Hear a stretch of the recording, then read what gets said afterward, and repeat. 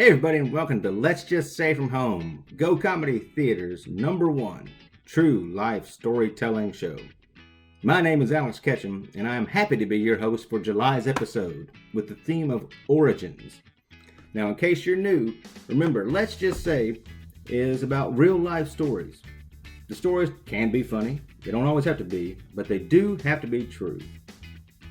Now, in case you're interested in telling a story in the future, please look us up on Facebook, or you can email us at letsjustsay@gocomedy.net. Now, moving on. As the host of this month's episode, I have to tell a short story as an icebreaker under the theme of origins. So, I got a special surprise, and this is a surprise for a fellow host and actually the creator of this show, Amy. So, Amy, take a look at that. That is my state of Tennessee's official license to be a pyrotechnician. I used to shoot the fireworks show, like the big ones, like the ones you would go downtown to watch and things. I used to shoot those for my hometown and in Nashville at baseball games occasionally. And I got into that. The origin of my love of fireworks, if you will, started when I was a child. My father was the one who kind of brought fireworks to my hometown. Not as in like the originator of fireworks, but he used to run the Christmas parade, and they added fireworks to the Christmas parade to add a little pizzazz, like the big ones. And they would shoot them with a team of volunteers. So once my town grew large enough, they wanted to do a 4th of July show for Dyer County, and the surrounding counties. And they asked the guys who knew how to do them. So my father and his friends. From there, I used to go watch, and when I got older, I would get closer and closer to where they would shoot them from. And I always wanted to help because I would sit there and watch these things go off. And when you're really close, man, those fireworks are literally like shooting cannons. Like, they shake the ground, and it's a bit of a rush, So when I was old enough, I started helping set up, and then I started helping load, and then I would start helping shoot the fireworks. But when I was 19, I think, the state of Tennessee had a change in policy. For some reason, you had to have someone with a license there to shoot these fireworks. I mean, you can't just have a bunch of volunteers out there drinking beer and, handling explosives. But, so my father and I went to take this class one summer, and we're sitting in the back of the room, and the instructor, the first thing he says is, "All right, nobody's still shooting this shit by hand, are they?" Me and my dad raise our hands, and like the instructor gets a weird look on his face, so everybody in the room turns around to look at us. And they're, "Are you crazy?"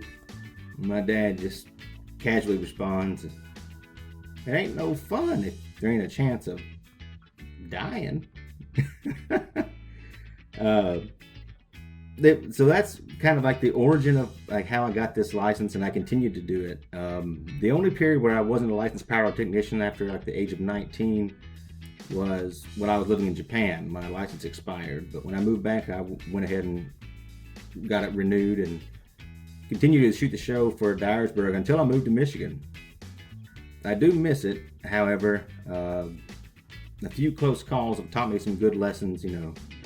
Fireworks safety is key.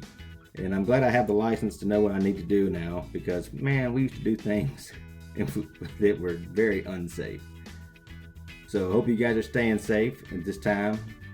And we have some great stories up for you, so please, let's get to it.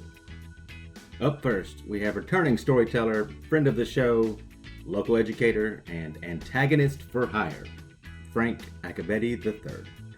You're going to have to forgive me for starting like an English teacher, but having spent so much of my life as an English teacher, I really do need to do that thing at the beginning of writing an essay where you just go ahead and give the definition of a word. I know it's not going to get me any marks on the ACT, but I'm not taking the ACT, and I certainly wouldn't take it with writing. I also don't want to tell you what it says under origin in Webster's dictionary. I'm going to tell you what origin means the first moment that I think of it. You can picture it in your mind right now. I'm picturing it in my mind right now. I know it's the same thing. We're talking about where the x and y and sometimes the z-axis meet in Euclidean planes in Cartesian coordinate geometry. You're thinking it. So am I. I'm really glad that we're in the same headspace right now. Because what's important about that is that at that point, you haven't gone positive or negative. You didn't rise. You haven't run, gone backward, fallen down. It's all X, Y, and Z sometimes, 0, 0, 0. Because origin is a spot where everything isn't quite positive and negative, but it's completely zeroed out. So I'm going to tell you a little bit about my family, but not about the origin of my family, just about the origin of a particular stage in our lives. You see, the origin of a family is back when somebody marries somebody else. You know, there's Gaetano and whoever Gaetano's wife was, but there really was a Gaetano, beget Milo, and blah, blah, blah, blah, blah, on down to where I exist. Now, I existed at this point in time at the tender age of 3.5-ish, but I know that my sister was 5 because it was her birthday. August 1st, 1988, we were on our way back from her birthday dinner at El Charro when the fire truck passed our car. And that's exciting. It's a fire truck. I was 3.5-ish. But most importantly, fire trucks, so cool because when you're just out for a drive and you don't have anywhere to get back to, you can follow it and see where it goes. If you haven't done it before, maybe you should. I mean, there's going to be miserable people at the end of this rainbow instead of gold, but hey, it's your world. I'm just living in it. And in this case, the miserable people at the end were us. See, we followed that fire truck home, or it led us home, whichever way you want to put it. And it stopped just before we got there, because we lived in the city that at that point was called East Detroit, and it's now East Point. And we lived on the street Nikolai, right behind the store that was at the corner of Gratiot and Nikolai that was Automatic Appliance. At that point it may have been called 20th Century Appliance, but my memory's a little faulty, and I'll get into that as well. But it's just important to know that sometimes when you're 3.5, the things that you think you remember are just things that were filled in by other people. There's a lot of details of this story that were told to me later. But I know that we got home, and I know that the storm that we had been driving through had passed, and it was no longer raining. But during that storm, there was one beautiful, perfect bolt of lightning that struck the appliance store and set it ablaze. And the firefighters may have beat us there, but there was no stopping it.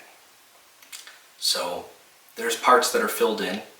I've been told that my father got out of the car and ran to the front door of the appliance store, keys in hand, as the firefighters were breaking down the door, concerned with protecting any bit of the property that he could, even so as to unlock a glass door instead of letting it get shattered when the building was on fire. I've been told that my mother, who hated driving the delivery truck, hopped right into it without a second's notice, got it to start right away despite it being an old piece of junk, and pulled it away from the loading dock of the store so that it wouldn't catch too. But the one thing that I know, because aside from being the origin of a point in our lives, it is my first memory, and the only part of this that I remember witnessing, is that I wedged myself in front of the large casement swinging window in our living room between the fireplace and the couch, and stood there and watched our family's livelihood burn to the ground. It was a moment that changed everything for us. But while some memories you know that you've created over time or filled in because people told you the stories and they said, well, I was there and I saw this and you were there, so you must have seen it too. This one I know was me and me alone. And so I can close my eyes and picture the fire coming out of the top of that building. I know that we lost everything that day. And that's how we got reduced to 0. Now, it doesn't mean just because you're at your origin, that you've got to go negative. Doesn't mean that just because something terrible happens that you're automatically in the negative. You're just reduced back to zero. You get to choose which way you want to go. X, Y, Z, whatever. I know you're supposed to do X before Y, but hey, again, it's your world. I'm just living in it. Where we went from there is that we got a dog, Bogart. He was the best. And we got him because my father started running the appliance store out of the basement of our home, getting special orders brought in and out, up and down our back steps, while at the same time continuing to rebuild the appliance store and remake what had been lost. I know that my mother worked harder than ever to support us and ended up getting promoted and seeking a greater career path within her industry as a result. And I know that my sisters and I learned what it was like to lose everything and have to come back from it. Now, of all the things that I remember the most that come out of this is that everything changed for my dad that day. He ended up having to go to City Hall and argue with the Planning Commission for the way that he was allowed to rebuild the building that he had lost in the fire. He ended up being able to convince them because something was grandfathered in, and as a result, he ended up on the Planning Commission, getting into politics, something that changed his life, my family's life, and mine. It's not exactly a superpower, but it came from a bolt of lightning. Not every origin story has a cool bolt of lightning that shows up. Ours happens to. And the arc of our family, from that arc of lightning, really changed that day. And it's crazy how getting reduced to zero can sometimes be exactly what you guys need. If Amy were here right now, she'd play me off, so thank you. Up next, we have a photographer and filmmaker, founder of Trauma Dance Detroit and the Devil's Night Gallery Film Festival. Please welcome Terrence Cutler. Let's say it's best to open any speech with a joke. I don't know any, so we're going to move along. Through childhood and beyond, I've been interested in music, and yet I've never understood it. The creation of it is basically real-life magic as far as I can tell, and it's not for a lack of instruction. Music class was part of the curriculum all through elementary school, including mandatory participation in at least 2 school musicals a year. Our music teacher was even someone who was on a local Christian music record label with an album out and everything. My best friend in junior high attempted to teach me guitar once, but gave up after 1 lesson. As in, he gave up on me learning, not I gave up on wanting to learn. In high school, I visited a friend who was the drummer in the only local band that ever existed in my hometown. He told me to try out his drum set, and very quickly he changed his mind and said I had done the worst drumming he'd ever heard. I dated a girl who was in the high school marching band, and once was allowed to play her trombone, not a euphemism, during a football game, but only succeeded in emptying the spit valve on the back of my friend in front of me. Also, not a euphemism. Marching band uniforms are surprisingly absorbent. What I'm getting at is that I'm not a musician, and we're all better off because of that. So, childhood interest moved to comic books, and around the same time I discovered sequential art, I decided to experiment with drawing as a hobby. The very first thing I drew was the Velociraptor from a McDonald's Collector's Cup, and I impressed myself with how good I considered it to be. I decided that when I grew up, I was going to attend Joe Kubert's School of Comic Art, and then move to New York and live in an apartment like Seinfeld and work for Marvel Comics as a penciler. And that was my dream until junior high. My dream until I met other kids who also loved comic books and not only loved to draw, but were way, way better at it than me. My dream until I took my first art class with a teacher who probably believed herself to be being constructive critically, but just made me feel like every project was a failure. My dream that I finally let die my sophomore year of high school when that same junior high art teacher flunked me in Art 2. And so my interest shifted again. The summer before 9th grade was largely spent hanging out with my new best friend Matthew. Matthew was a huge movie nerd who grew up being allowed to watch whatever he wanted. My childhood was the opposite. So I introduced him to alternative Christian music that he mostly made fun of, and he introduced me to Halloween, Killer Clowns from Outer Space, and The Toxic Avenger. We spent most of that summer riding our bikes to the video store and back, renting stacks of VHS. That summer, I also began dating my first serious girlfriend. This naturally led to having my heart broken for the first time about 7 months later. I chose to console myself by renting some movies. That Valentine's night, Joe Dante's masterpiece, The Burbs, changed my life. Despite my high school heartache and early signs of later diagnosed major depression, The Burbs completely transported me with the hijinks and hilarity of Tom Hanks and his paranoid neighbors. For those 90 minutes or so, I completely forgot about my sadness and teenage ennui. That was the night I truly understood the power of film as an immersive medium. Despite this new passion for movies, I still hadn't considered filmmaking as an interest. That idea didn't really come about until after I learned what video editing was. One day in English class, we were assigned the task of splitting into groups and filming our own version of a scene from To Kill a Mockingbird. Well, nobody really had any idea on how to write a script, and we weren't super keen on memorization, so what we settled on was to pantomime the action while an off-screen narrator read the corresponding scene directly from the book. Everything went super easy, and I took the tape home to discover part of what we shot was garbled because we used a really worn-out tape. Still being lazy, we only wanted to reshoot the missing scenes, and it was left to me to figure out how to put the new footage in the right place with the old footage. Remembering how my dad had once made a copy of a home video by connecting the camcorders to the VCR, like a second VCR, and pressing record and play on the correct devices, I successfully edited my first film.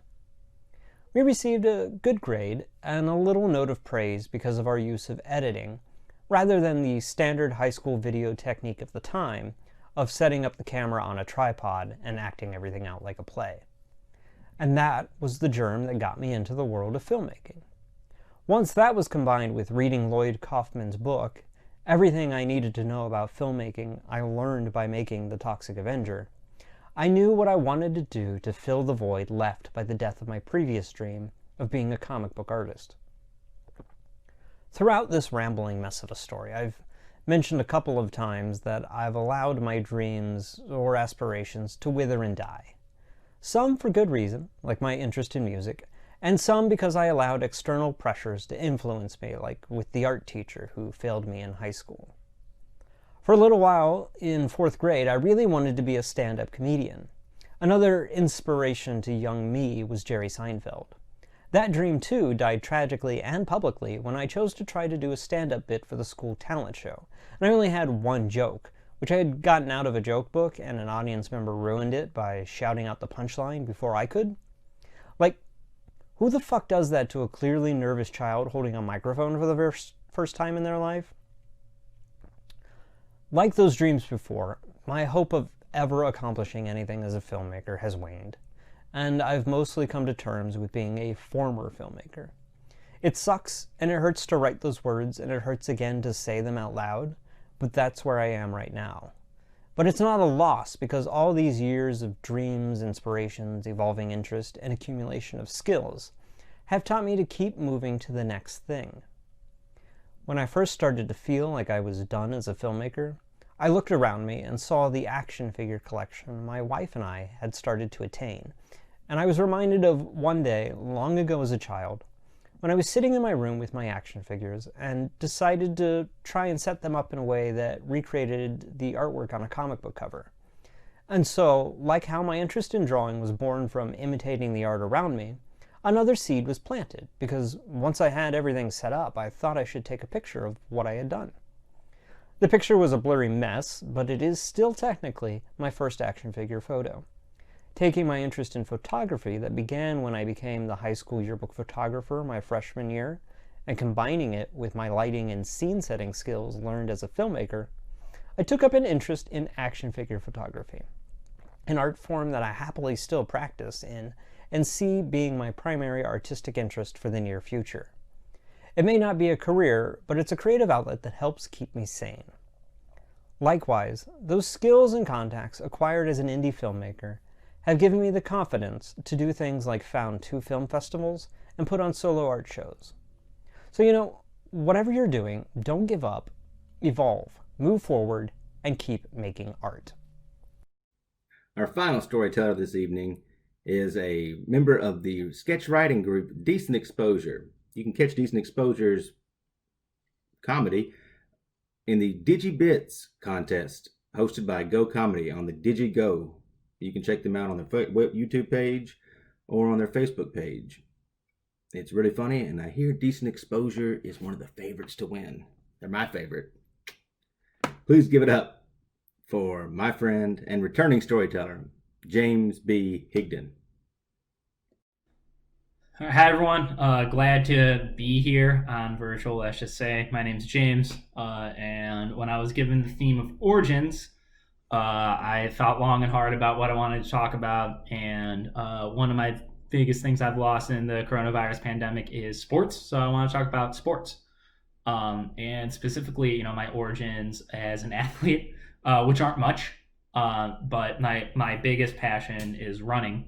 And I didn't always want to be a runner. Becoming a runner was based on my failed basketball career. So we're going to talk about that. I loved basketball growing up. I grew up, I was born in 92, so I grew up in like the late 90s, which is hilarious when you think about the fact I loved the Pistons in Michigan, and they were both just awful in that time. And I think that gave me a confidence that I could succeed in the sport, because I'm not good either. I'm really bad at any really hand-eye coordination in general. So I love the sport of basketball. I love playing it, but I couldn't, if that makes sense.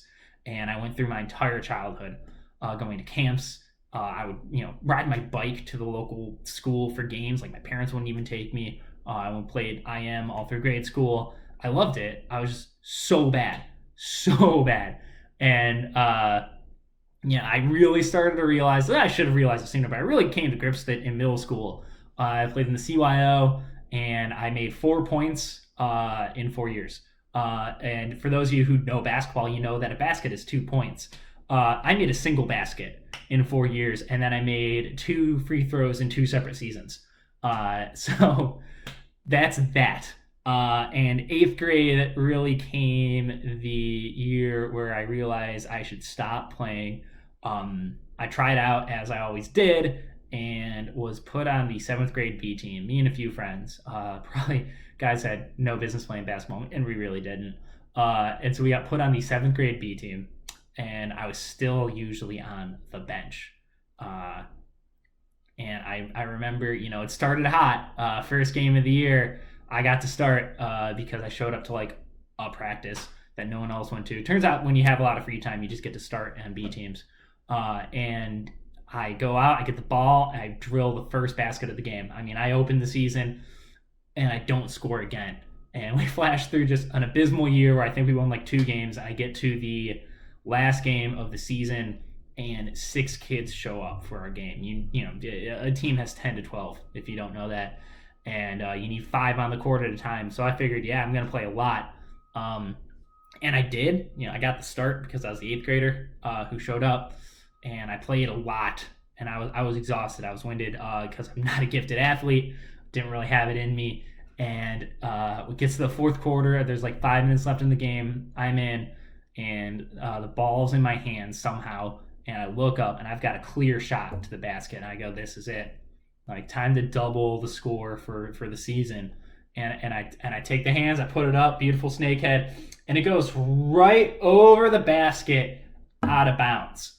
And I got benched for it.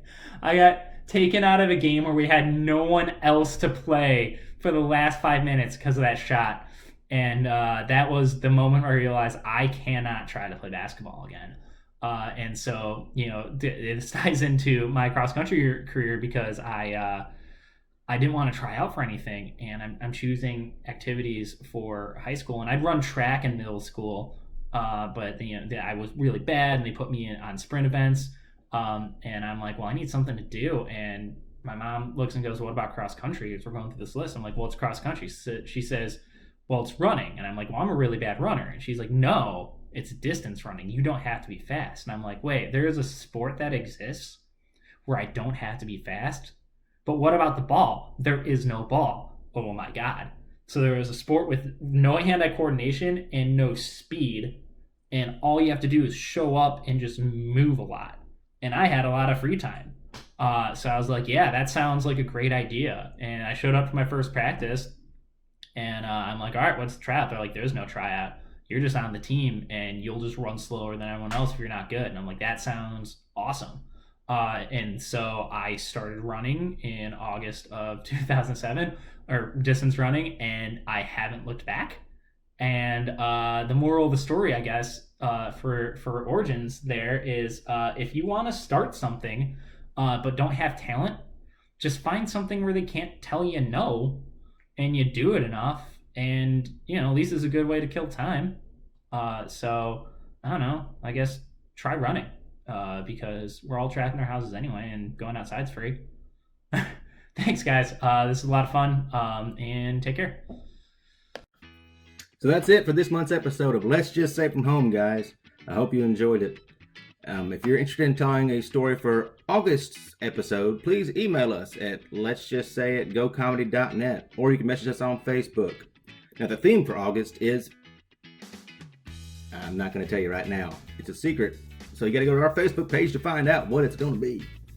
But until then, guys, please check out gocomedy.net. They have a lot of online courses and content for you guys to enjoy. The Gidgybits tournament, hot takes, so much good stuff, and the classes are really good. I've taken a few. I can personally vouch for how great they are. So until next time, please support your local comedy theaters. My name is Alex Ketchum. I hope you enjoyed the show, and be safe.